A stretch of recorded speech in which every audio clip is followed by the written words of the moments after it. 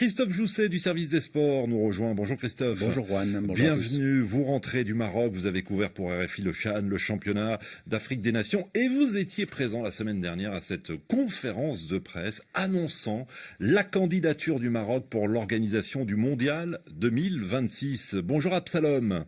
Bonjour Juan. Vous nous appelez de Maroua au Cameroun et vous avez justement des questions concernant cette candidature. La semaine passée, alors que le championnat d'Afrique des Nations suivait son cours, les autorités marocaines ont convoqué une conférence de presse officialisant leur intention à organiser la Coupe du Monde 2026. Quels sont les différents changements connus par le Maroc depuis les derniers refus? Alors, Christophe Quel est Jousset, l'intérêt pour le Maroc? on va déjà répondre à cette première question, Christophe Jousset. C'est vrai que c'est la 5e fois que le Maroc entend décrocher l'organisation de la Coupe du Monde de football. Comment le Maroc compte-t-il convaincre cette fois que son dossier est le meilleur? Quel changement le Royaume a-t-il réalisé depuis son dernier échec? Je crois que c'était en 2010. Oui, alors en fait, en pratique, c'était il y a 15 ans, parce qu'ils étaient candidats pour la Coupe du Monde 2010 et la décision se fait toujours largement en amont. Donc c'était en 2004 la décision d'attribuer à l'Afrique du Sud la Coupe du Monde 2010. Vous voyez qu'en fait, c'est la 5e fois, comme vous dites. Ils ont été candidats pour 94, pour la Coupe du Monde 98, pour la Coupe du Monde 2006 et pour la Coupe du Monde 2010. Donc là, elles étaient assez groupées, ces candidatures, et depuis, ils ont laissé passer du temps, les Marocains. Et c'est vrai qu'en 15 ans, les choses ont beaucoup changé au Maroc. Les infrastructures, évidemment, on pense tout de suite au stade, les infrastructures, les moyens, les infrastructures routières aussi, tout a changé énormément. Le pays s'est beaucoup développé. Si vous êtes allé au Maroc il y a 20 ans et si vous y allez aujourd'hui, vous n'allez pas reconnaître le réseau routier. Les autoroutes se sont développées d'une manière exponentielle. Les stades, aujourd'hui, le Maroc dispose de 6 stades, ce qui est déjà un bon début pour quand on prétend organiser une Coupe du Monde. La FIFA en veut 12, hein.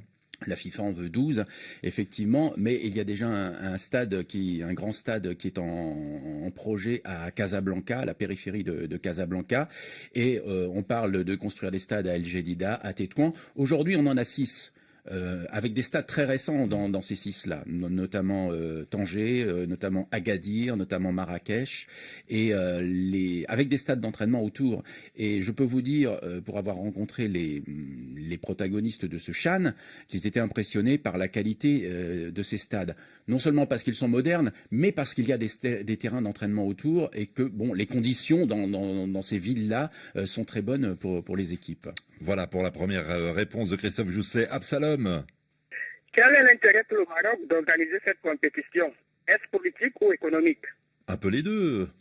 En Oui, général, non? Oui, bien sûr. C'est pas facile, hein. Il faut rappeler qu'en face, il y a une candidature. Alors, pour être tout à fait précis, le Maroc s'est déclaré candidat au mois d'août dernier.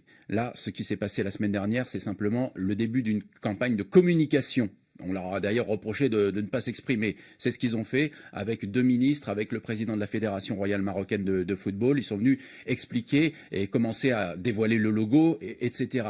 L'intérêt, de toute façon, face à la candidature à 3 têtes que représentent les États-Unis, le Mexique et le Canada, eh bien, c'est d'exister, d'insister d'abord, et puis de lancer avec une campagne qui va coûter peut-être, si elle est au niveau des campagnes précédentes, une douzaine de millions d'euros. De toute façon, en retombée, en communication, ce sera positif. Le Maroc montre une image de pays volontaire, de pays dynamique, qui veut accueillir de plus en plus de compétitions. D'ailleurs, il y a un très bon papier sur RFI.fr signé Farid Hachache qui fait l'inventaire un peu de toutes les compétitions que le Maroc a organisées récemment. Par exemple, la Coupe du Monde des clubs. Il veut absolument se positionner comme en pointe en Afrique dans l'organisation d'événements, de grands événements sportifs et même maintenant au niveau de la Coupe du Monde.